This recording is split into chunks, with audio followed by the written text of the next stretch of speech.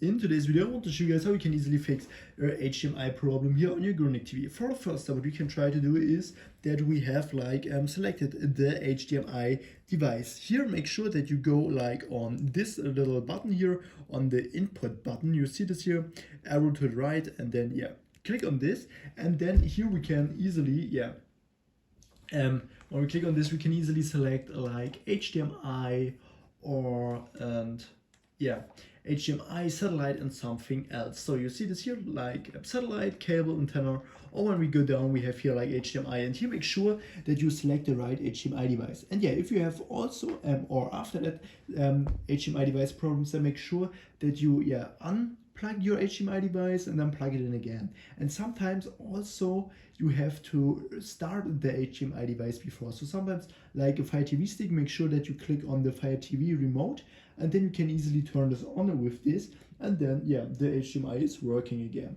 If nothing of this helps, then we can also try to go into the input settings here on our TV, and here on the input settings we can go directly on HDMI, and here make sure that you click on show this input. So this is really important that you here show this input, and okay, and after you have checked this, also make sure that you don't have the pin lock on. So this is also really important.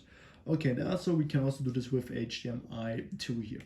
Okay, and if nothing of this helps, then we can go back. And what we also can do is that we go here on system, and then we can go here on about, and on about we can do easily a system update. So here on about, go on system update, and then we can try to do this, or we can also scroll all the way down here, and then we can easily try to restart the TV. So sometimes this also helps to fix the HDMI problem.